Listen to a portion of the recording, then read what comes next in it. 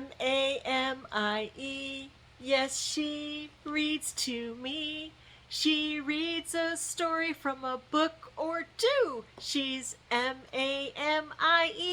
Mammy's Corner. Hello, my littles. Welcome to Mammy's Corner, and I'm Mammy. But you already knew that. Oh my goodness. It is so good to see you. Every time I see you, like you're getting bigger and bigger. Oh my goodness. You're so sweet. It is time to do our affirmations, and because you're getting so big, I expect you to say this really loud. Are you ready? All right, ready? Here we go. I am loved. Good job, but louder. Ready? I am loved. Good job. Now, who loves you? God loves you. That's right. Who else loves you? Mammy loves you. And don't you go forgetting that. Let's do the next one. I am good. You are good. Let's say it one more time. I am good. Good job. Now for the last one. I am kind. Let's say it louder. I am kind. Good job, Muddles, because you are good and kind. Now, before Mammy reads the story here, it is time to sit in your favorite chair, maybe get a favorite blanket, favorite pillow, or favorite stuffed animal, or maybe sit with Mommy or Daddy as I read this. Are you ready? Oh, I almost forgot. Down below the video, there's a thumbs up. Can you like that for Mammy and let me know that you like the stories that I read?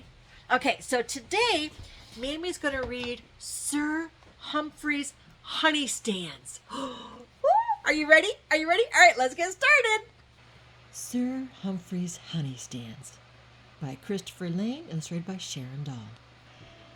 There was once a bear who lived in a beautiful house deep in the forest in the kingdom of Kidderminster. His name was Humphrey, and he was very wealthy.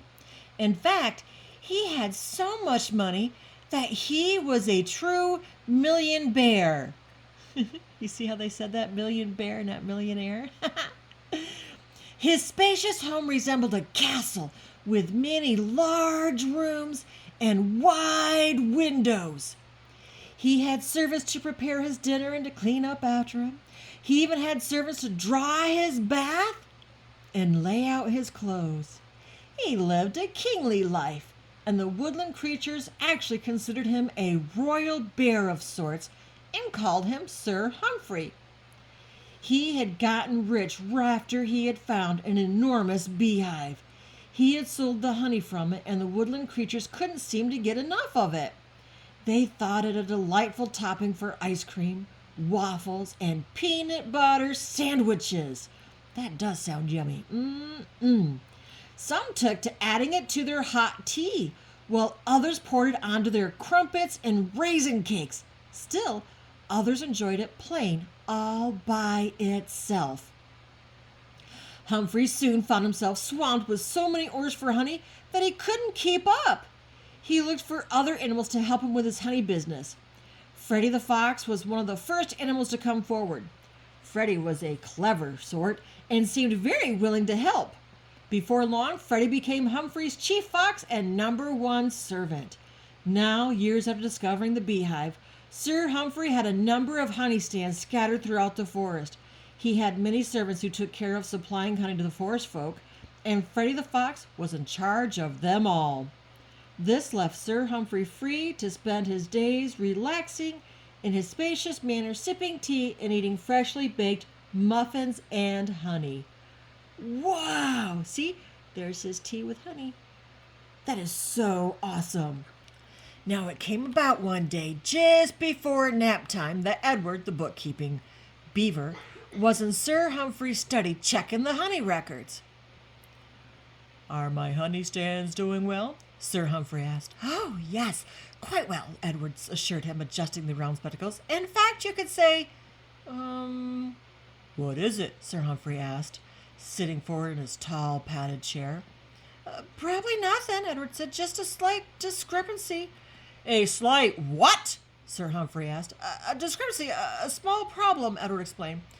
"The numbers here don't seem to add up correctly. It seems that one of your servants has, borrowed several jars of your honey and failed to return them or to pay you."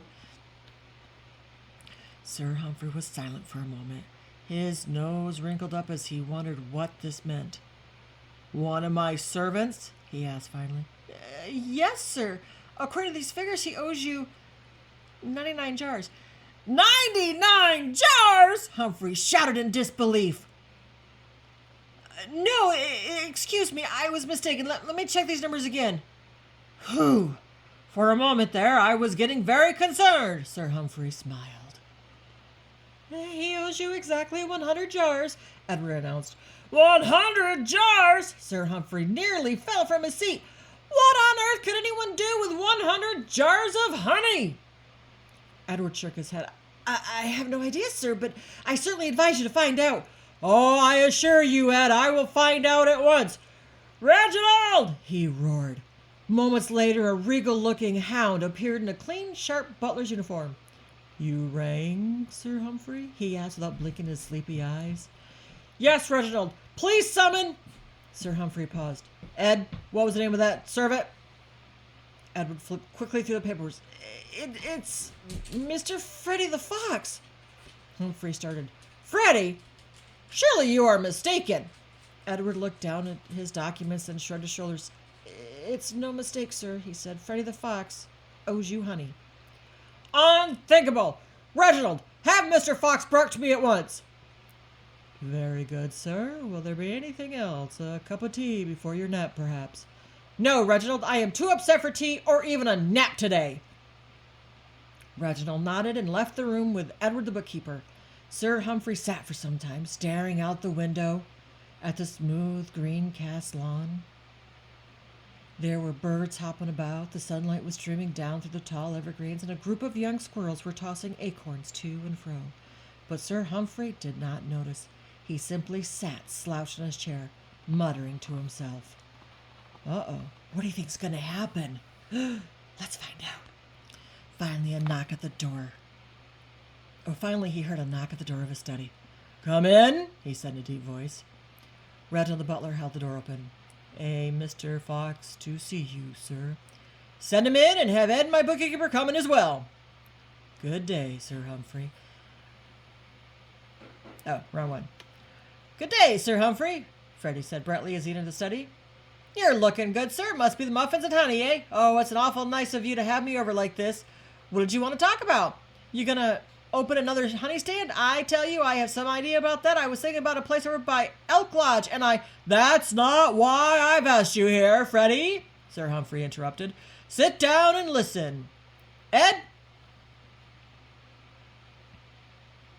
Tell Mr. Fox what you found in the records. According to these figures, Mr. Fox, you owe Sir Humphrey 100 jars of honey. Sir Humphrey leaned forward toward the seated fox. How do you explain this debt? Freddie stuttered. Well, Sir Humphrey asked, did you take 100 jars? I guess so, Freddie said quietly. You guess so, Sir Humphrey roared. Freddie, whatever did you do with 100 jars of honey? That's enough honey to hold an all-forest pancake feed. We could invite King Leonard at his court besides. Yeah, I guess you're right, Freddie said. What happened to it? I took some home for my family. You remember my family. Lucy, my wife. He pulled out a wallet filled with photographs. And there's Dora, our little fox. That's Ted, and the tall one is Dan. Boy, are they ever growing. Sir Humphrey stared intently at Freddie. Your family couldn't possibly eat that much honey. No, we didn't eat it all. I kind of took some, his voice sank to a whisper, outside the forest, and I sold it. Where is the money, Freddie? I sort of lost it. Sir Humphrey gave a long sigh. What do you mean you lost it? He asked, trying not to lose his temper. Well, I have this weakness for ponies, racehorses. I betted at the racetrack. I thought maybe I could make a little easy money. Gambling is never easy money, Mr. Fox. Oh, sorry, that's Edward talking. Gambling is never easy money, Mr. Fox, Edward admonished, especially when you're using someone else's. Sir Humphrey sank into his tall, padded chair. Let me get this straight, Freddie. You stole my money, my honey, sold it without my permission, and gambled away the profits? Uh-oh, I think Mr. Fox is in trouble. What do you think, my littles? Ooh, let's find out. That about says it, the fox agreed. I'll pay you back, though, don't worry, just give me a little time. Sir Humphrey rose. You will pay me back immediately. If you must, sell everything you own. But, sir, Freddie pleaded, you can't mean that. What about my family? How will we live? You should have thought about that before you took my money. My honey. Oh, please, sir, Freddie whined, falling to his knees before the wealthy bear. Please, Sir Humphrey, give me one more chance. You are such a kind, forgiving bear. I am so sorry, sir. What I did was wrong, I know that. Please forgive me. I've learned my lesson. If you'll only be patient with me, I'll pay you back every single jar. Please, sir. Oh, get up, Sir Humphrey said, taking his seat again. I should have you thrown into jail, but I can see that you are sorry for what you did. I forgive you. Oh, thank you, sir, Freddie cried. I'll start paying you back as soon as I... You can never repay it all, the wealthy bear said, shaking his head. Ed, strike out his debt. Sir? The bookkeeper questioned. Cancel it. Give him a fresh start. Rising again, Sir Humphrey offered the fox his paw. Oh, Sir Humphrey, thank you, the overjoyed fox said. I'll never forget your generosity and kindness, thank you.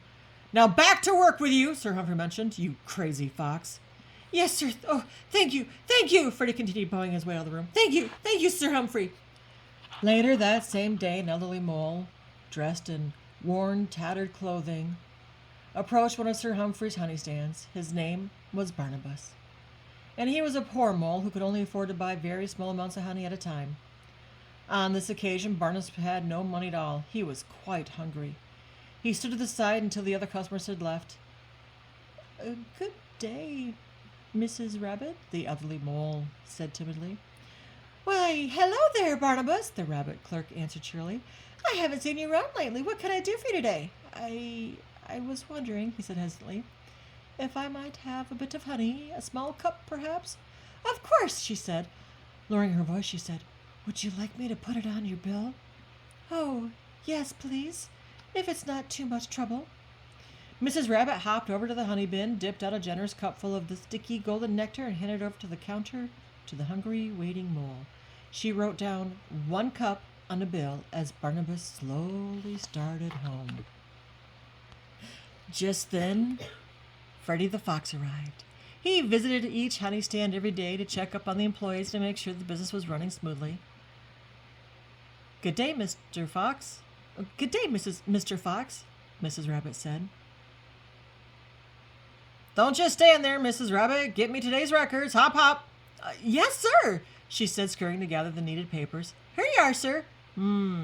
He grunted, looking them over. Very well. I'll be back tomorrow. Freddie the Fox turned to leave and walked right into Barnabas, who had stopped to sample the delicious syrup. Oh, excuse me, sir, Barnabas apologized as his honey spilled over onto the ground. You old fool, Freddie hissed, wiping droplets of honey from his smooth, shining coat. Suddenly, Freddie recognized the mole. Hey, aren't you Barnabas? Let's see your money, fella. I haven't any at the moment, but I put it on his bill, Mr. Fox, Mrs. Rabbit explained. Oh, no, you don't, Freddie ordered. No money, no honey. In fact, he said, shuffling through his notes, let me see. Barnabas, aha. According to my records, you already owe me for 1 cup of honey. Yes, I know, sir, but... What? Mr. Fox took over 100 jars and then took his money and put it on a gambling debt? And the bear erased his debt, and now he's mad because he took 1 cup? Oh, no. What's going to happen? Let's find out. No buts about it. Freddie grabbed the elderly mole by the coat. Pay up. Mr. Fox, Mrs. Rabbit protested. Please, don't shake him. Where'd you hide your money, mole? You got to pay up right now. Barney, old buddy, give me this coat and that cane and let me have your hat. Mr. Fox, Mrs. Rabbit pleaded. Another word, Freddie the Fox said, baring his sharp white fangs. And you're fired, Mrs. Rabbit. Please, Mr. Fox, be patient, Barnabas begged, falling to his knees. I promise to pay you back. I've heard that before, Freddie said. He started yelling, Police! Police! This man won't pay his bill! Oh no, that's not very nice. Oh my goodness, what's gonna happen? It took only moments for Freddie's shouts to reach the nearby police station. And before Mrs. Rabbit could think of a way to help poor old Barnabas, 2 badgers arrived in dark blue uniforms. Whoa. What seems to be the problem here? The first officer questioned. This bum won't pay his bill. He owes me for honey and claims he has no money. Well, sir, what do you have to say for yourself? The second badger asked. I have no money, Barnabas was answered, hanging his head. Sorry, fella, the first badger said. We're gonna have to take you in. Oh, Barnabas, I'm so sorry, Mrs. Rabbit wailed as 2 officers led him away down the path toward the forest jail. Freddie strutted off down the opposite path, humming a happy tune. Mrs. Rabbit glared at him. I must help old Barnabas, and I know just what to do. What do you think Mrs. Rabbit's going to do to help Barnabas? Well, let's find out. She quickly closed down the honey stand and made her way to Sir Humphrey's luxurious home. Soon she was ushered into Sir Humphrey's parlor, where he was about to sip a hot cup of apple tea and munch a plateful of dark brown honey muffins. Sir Humphrey, she shouted, hopping up and down. Oh, it was so terrible. Mrs. Rabbit, calm yourself. What is the problem? Oh, sir, it was terrible. He's so cruel. He has no heart at all, I tell you. And Mrs. Rabbit told Sir Humphrey all about what had happened. When she was done, there was a long silence. Then Sir Humphrey bared his huge white teeth and let out a deep growl. Why, that ungrateful little fox, Reginald! Reginald! He roared. Yes, sir, the butler replied, coming to the parlor. Have Freddie the Fox summoned at once. Yes, sir. And have one of the maids take Mrs. Rabbit to the sitting room for a nice tea. Yes, sir. And I have some other instructions. I think Bear's mad. What do you think? Later, when Freddie the Fox arrived, he strode into the parlor after Reginald had announced him. Say there, Sir H. What's up? Got a problem I can help you iron out? Say, thanks again for overlooking that honey jar mix-up. Be quiet! You, Sir Humphrey pointed with his big paw, are a worthless servant. Huh? First you steal from me. That's bad enough. But then you go and have a respectable mole thrown into prison? Oh, I got you. You mean that Barnabas. Listen, Sir H, he's a bum, always trying to get something for nothing. I turned him over to the police. That's the last time he'll bother us. You should have forgiven him. Hey, he owed me, Freddie objected. If that is your attitude, Freddie, I have no choice but to take action. If you cannot forgive this small debt, then neither will your debt be forgiven you. What? Reginald! Sir Humphrey roared. Sir, the butler responded. Call the police, he ordered. Very good, sir, Reginald replied before reaching over to ring a bell hanging on near the doorway. The police? Freddie screeched. What are you doing? Freddie, Sir Humphrey explained, you will be residing in the local jail until you pay back all the honey you owe me. But, the fox stuttered. You can't do that. Reginald, are my other guests here yet? Yes, sir, the butler responded. Shall I show them in? Yes, Reginald, Sir Humphrey said with a smile. Show them in. Very well, sir, the butler nodded, opening the door and inviting the waiting guests inside. Freddie's eyes got big when he saw Barnabas walk in. What's he doing here? How did he get out of jail so fast? And hey, why aren't you at your honey stand? Freddie asked as Mrs. Rabbit came in. They are here at my request, Sir Humphrey explained. Mr. Barnabas will soon be managing one of my honey stands. What? Freddie said in amazement. What do you say to that, Mr. Barnabas? Sir Humphrey asked. Why, I would be honored, sir, Barnabas replied politely. You'll be taking Mrs. Rabbit's place, the wealthy bear continued. But, sir, Mrs. Rabbit whimpered.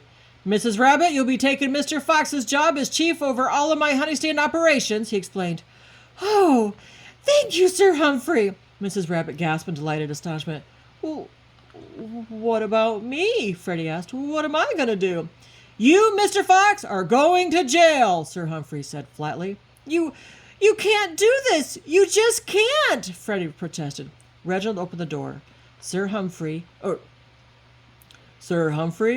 the law enforcement officers have arrived. Uh-oh. This is he, officers, Sir Humphrey pointed. Freddie the Fox. Haven't we seen you somewhere before, buddy? One of the officers asked.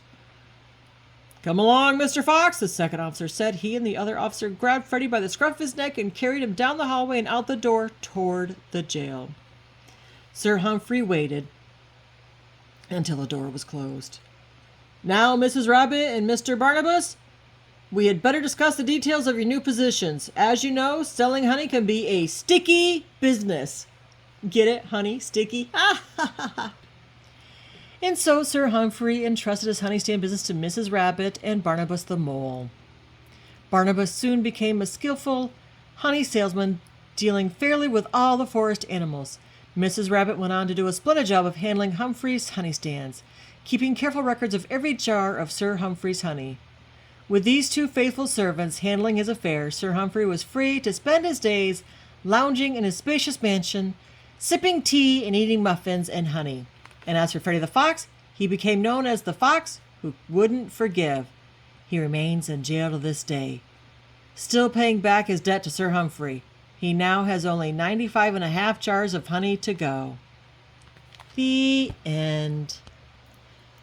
It says, you can read a story like this in the Bible. Jesus told it in Matthew chapter 18, verses 21 through 35. Then Peter came to Jesus and asked, Lord, how many times shall I forgive my brother when he sins against me?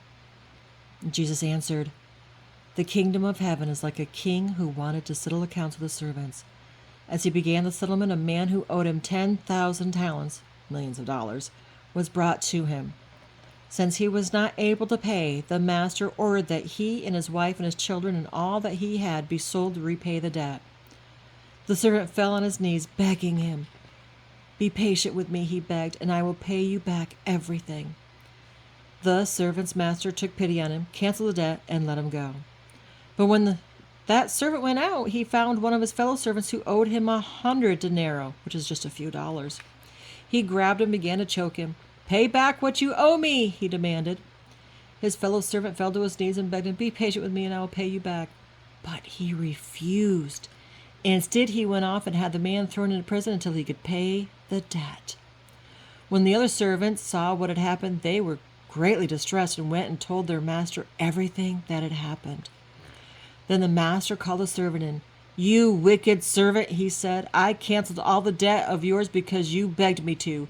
Shouldn't you have had mercy on your fellow servant just as I had on you? In anger, his master turned him over to the jailers to be tortured until he should pay back all he owed. And this is how my heavenly Father will treat each of you unless you forgive your brother from your heart. Wow.